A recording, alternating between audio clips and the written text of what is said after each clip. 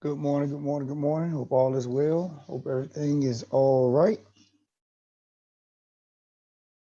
So let's see, what are we about to get into today? So did anybody have any questions before I get started on anything? Very good. Let's see, hold on one second.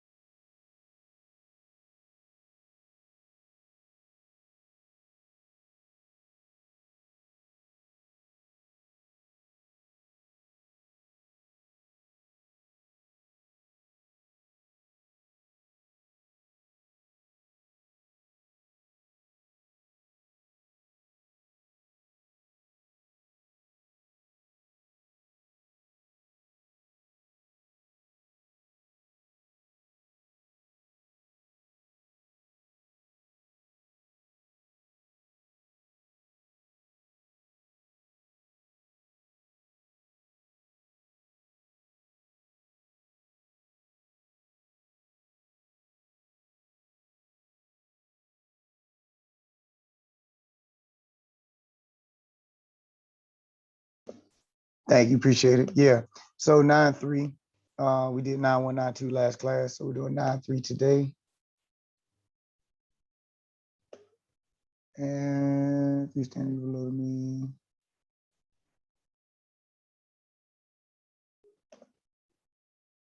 Just looking at something real quick.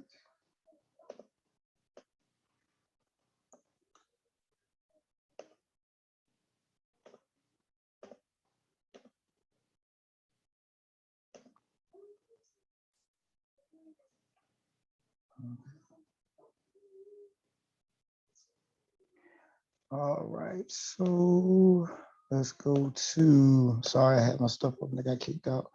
So I'm back in there now. Let's go to 245, 3.2.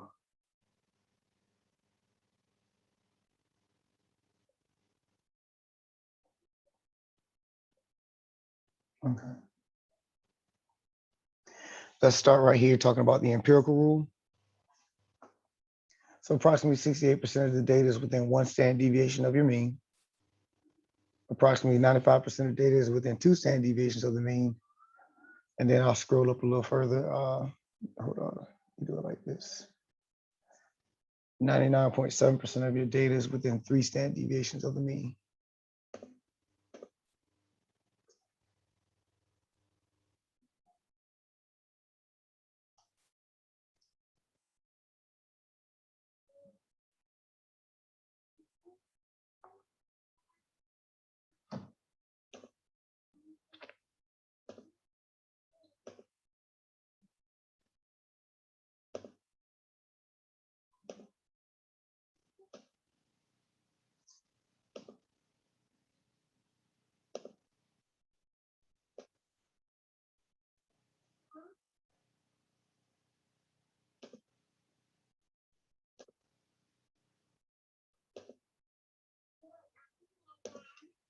All right, can you scroll up?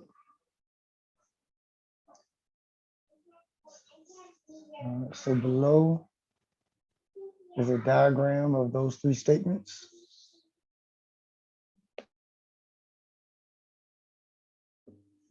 All right.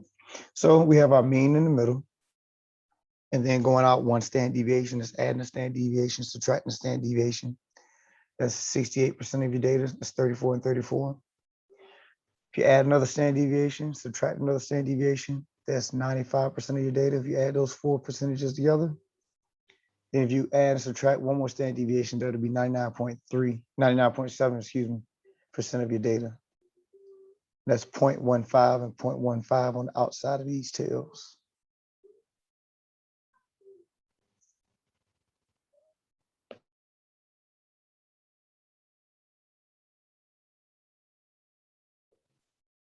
And you, can I ask you to go back and I think it's at the end of the last part. Can you review this, how you get your standard deviation again, please? Not 'Cause sure what you mean by that. Okay, How do you get it? What you mean by yeah, that? I mean, the formula that we use to get the standard deviation. You don't, How do we calculate it? you're not held responsible for that. Remember I told you to go to a website, app or calculator. So yeah, you would go to, remember I went to easycalculation.com. Yes, And okay. yeah, so you're not held responsible for that formula. Now, if you want it, No, I can give it to you, but yeah, no, yeah. So basically, we use easycalculation.com during the lecture, but you right. don't have to use that if you don't want to. You can use anything. If you find something else that you want to use that's more comfortable for you or you feel is more reliable, then you're fine. But you're not held responsible for finding the standard deviation. So either they're going to give you a set of data values and you plug it into the app or website, or they're going to actually give you the standard deviation itself. So yeah. Okay. Okay, thank you. Okay. I think I understand what you're saying. Okay. Yeah. So if you Okay. let me do this real quick. I mean, if we don't have, if it's okay, if we don't have to do it, you don't have to go through it. But I was using the website before. Mhm. So the website should be able to walk me through what we're doing now, right? Well, what we're doing right now, you don't need a formula for. Okay. So they're actually in these problems, they should give you the standard deviation, and you're just going to be adding it or subtracting it. Oh, So yeah, in the previous, in the, like last section, they probably would have gave you data values, and that's when you would plug it into the website and find the standard deviation. In this chapter, more than likely, what they're going to do is from problems I saw, they're going to give you the standard deviation, and then you'll see what we do next with it. okay. All right. Thank you. Yep, no problem.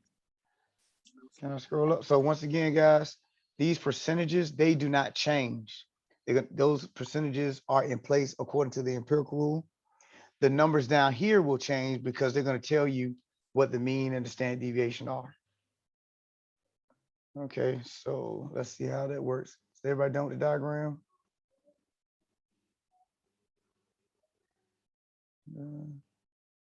Okay, so let's look at this next one, or this example right here. The mean IQ score of students enrolled at University A is 100 and the standard deviation is 16.1. So that's what I was talking about, how they'll give you the standard deviation. In this section, they should just be giving it to you. So they give us the mean and they give us the standard deviation. All right, so it says determine the percentage of students who have IQ scores within 3 standard deviations of the mean according to the empirical rule.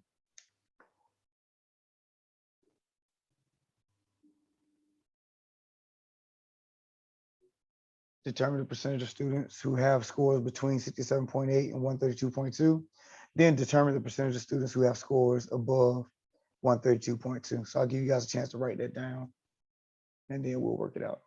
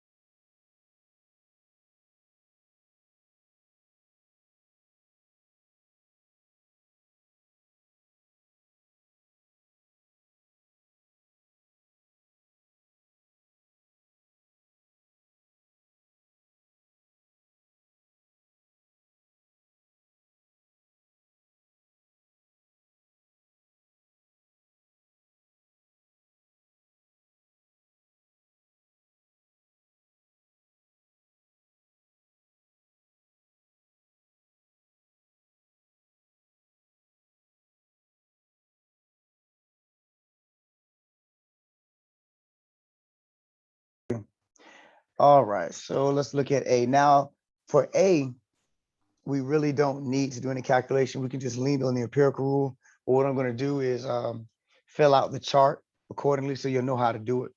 And then we'll go ahead looking at how we'll answer A, B, and C. All right, so first thing, they tell us that our mean is 100. And our standard deviation is 16.1. So always pull from the problem the given pieces of information. Okay. Here I was just stating that, if it was a sample, you would use the symbols of X bar, and S, but it doesn't matter what symbols you use, whether it's population or sample. Basically, the main thing you're looking at is what is the mean, what is the standard deviation. Now, when you go back to our diagram, notice we have a right side of our mean, left side of our mean. Our mean is right here in the middle. So now in order to get the right side of the mean, we're adding a standard deviation 3 times.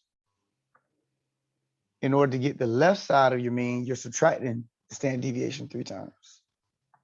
So that's what we're going to do. For the right side, well, I might as well show you both of them.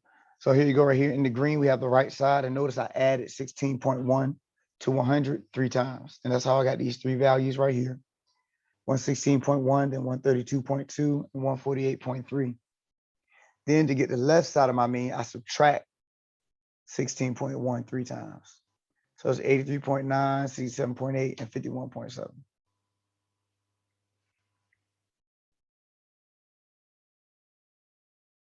All right, questions before we go any further? How we got the right side of our mean and how we get the left side of our mean.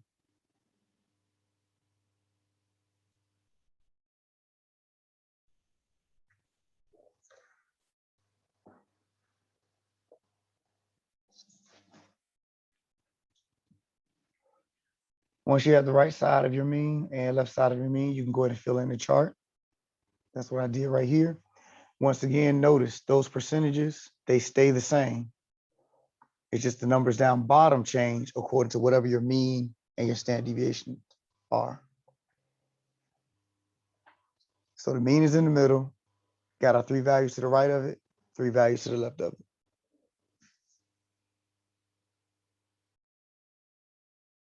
So if you look at 16.1, that's 1 standard deviation above the mean. 132.2 is 2 standard deviations above the mean. 148.3 is 3 standard deviations above the mean. And these, well, let's say these 83.9 is 1 standard deviation below the mean. 67.8 is 2 standard deviations below the mean. 51.7 is 3 standard deviations below the mean. So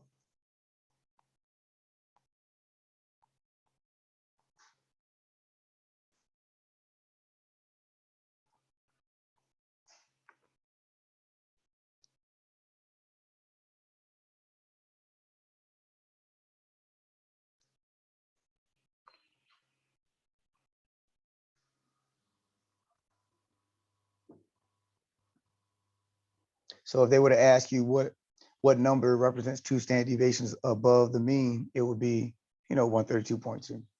Yeah.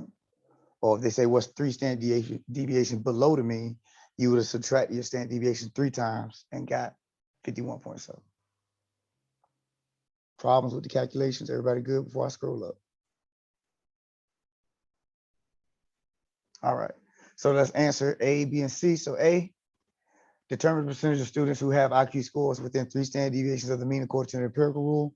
Now, really, you could have just went to the empirical rule, and right here it says with 3 standard deviations, within 3 standard deviations of the mean is 99.7% of your data. And so that's what I wrote right here. But if I wanted, I could have added these percentages. That's within 3 standard deviations. They add up to give you 99.7. All right. Problems with A before we look at B? Pretty good. B says determine the percentage of students who have scores between 67.8, 132.2. So you would look for those values. 67.8 is right here. 132.2 is right here. Add these values together, 95%.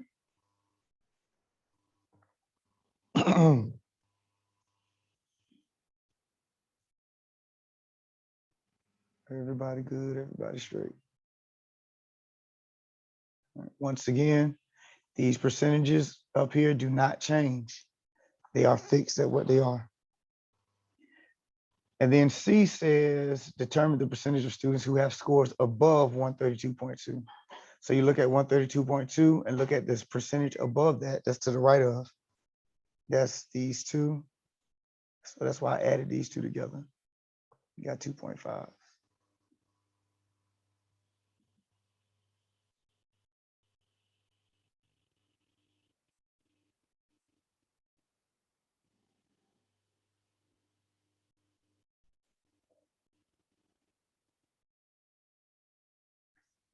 Make sure we're okay, make sure we're all right.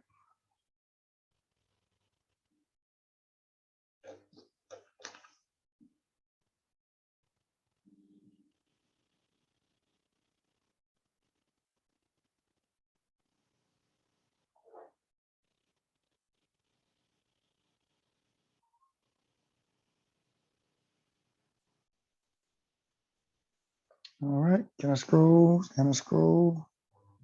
Everybody let it good, okay. All right, let me look at a few things, make sure there's nothing else that I have to make sure you guys are good with. So we got the empirical rule, 2 standard deviations below the mean, okay. 200 standard deviation, 500.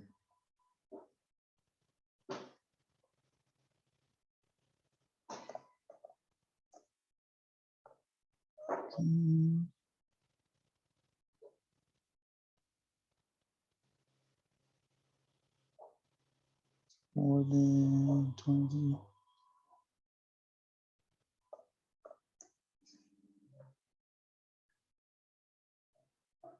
Okay. Yep. So that's really all they're asking for in this section. Yep. So once again, above the standard deviations, you're adding. I mean, above the mean, it means you're adding however many standard deviations they ask for. Below means you're subtracting. Empirical rule, that's on the other sheet. Y'all saw it. Those percentages hold true. And matter of fact, when they actually show it to you in the homework, where did it go? Of course, my window will disappear.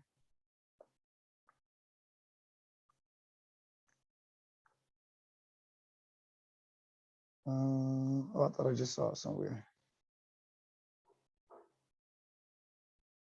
Anyway, they started off, they show you the diagram, how it's set up right here.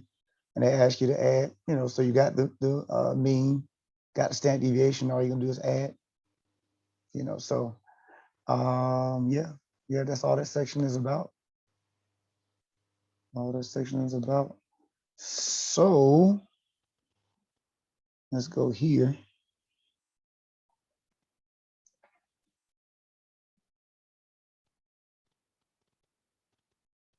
Let me see, that's test 3, test 4. So what we have now, we covered all new material. So like I said before, what I probably would do, not probably, what I am going to do is, in order to justify why I'm not creating new material for you or trying to find a project for y'all to do, I'm going to get, I see you shake your head. Don't do that. Don't put yourself out like that. Don't put the pressure on me like that. I don't need the pressure. So what I'm going to do is probably weekly send you a video starting next week. Probably just send you a video. From there, you will send me 10 things, or I'll figure out what number is reasonable. But 10 things you see from the video. And that's it. And that will be, and then we have something to do like math and healthcare professionals, something like that, you know, and just so I can justify not doing new stuff, and it should be easy grade, and go from there. Make sure you take advantage of it, because if it's a grade, then if you don't do it, then it can be a problem. But if you do it, it's easy money, right? So just take advantage of it when I shoot it to you. But I have to do something in order to justify not doing new stuff, because we still got plenty of time. We just getting started in November for real, so we still got plenty of time. So just trying to throw you guys a bone when it comes to that. Okay, I have a question. Did you see my email about the tests that I missed when I was sick? I thought we answered it. You sent something else? I thought we got you I straight. did, you did. I think I need to go back to the test with the slopes. That's the one that I missed. Not the Not the other one. last one. Right, the one before Oh, that. okay. Got you. Okay, okay, I got you. Okay, So so I want to I get, go ahead. yeah, I want to get that out of the way before I do the next one. So when is the test going to be on this? So looking at what we already have 4 tests. So I don't need to make up a new test, but that chapter 9 stuff will be on the final exam. You know, I'll just do it like that versus creating another test. Okay, and, okay, so the one that I need to do, Should be 4 then. I mean, not yeah, for chapter 4, but no, not chapter test 3. 4, test 3. Gotcha. Okay. So when we get out of here, I'll go ahead and open it up for you. Okay, I, thank you so much. not a problem. I'll shoot you an email confirmation letting you know I did it, and then we'll go from there. Okay, alrighty, thank you. No problem. No problem. All right. Anything else? Anybody else from this point forward? I'll come here every day. It's up to you if you want to, because I don't have any more new material. All you need to do is be looking out for the emails that I'll be sending you, like I said, with those videos, and then you, in response to the email, shoot me back, you know, however many things I say in reference to that video. And then also be looking, if you decide not to come for a while, also be looking out for the details of our final exam and what date that's going to be on and all the stuff like that. But if you come into class, I mean, you know, I can talk to you about it, but I'm just saying, if you decide not to come to class, always keep your eye open for emails that I would be sending out. I have one more question. Yep. When we go into the grade book Mhm. in my math lab, is that grade correct? Is that, I mean, is it going to be a little, is that close to where we're supposed to be or where we will be? You know what I'm saying? Like Uh-huh. it says that you have like 85%. Mhm. Am I to be comfortable that that is the right grade? Yes. Well, the way my math lab works, I always tell people, if you've done everything you're supposed to do, then your grade in math lab should be higher. Well, your grade in my book should be higher than what's in math lab. Because remember, your homework, I take up to 70, you know, if you're 75 or better, you know, I'm taking it up to an A. So your grade should be higher in my book than what's in math lab. But if you don't do something, math lab does not necessarily count it against you. Like, let's say if you never go into a test, from what I've seen, math lab doesn't count it against you until you go in there or until until the due date is passed. Well, that can give you a false sense of security, because if you got a 0 on the test, I got to count that. So I always say that if you've done everything you're supposed to do, then my grade will be higher than what's in my math lab. So, Okay, all right. thank you. Yep, not a problem. I feel a little bit better now. Not Yeah. much, but a little bit. You'll be all right. You'll be all right. Anything else, anybody else before we close out? All right. All right. So if you guys are good, I'm good. So now we just working on getting ready to close out this semester. Close, you know, time will go by quick if you let it, won't it? So you guys have a good one. Be safe. And I'll see you next class if you show. If you don't have any questions, like I said, it's not mandatory, but just keep an eye out for emails. And the next time I need to see you, we'll be on exam day. Okay, thank you very much. All right, I thank you. told Have a good someone to one. take your class next semester. Okay, sounds good. That'll keep me with a It- job. I appreciate Yeah, I it. told her she's in interior design with me and Okay, she has to take this class. So I told her to ask for you or to okay. look for your name. I appreciate it. I appreciate it. Thanks. All right, you're welcome. All right, take care.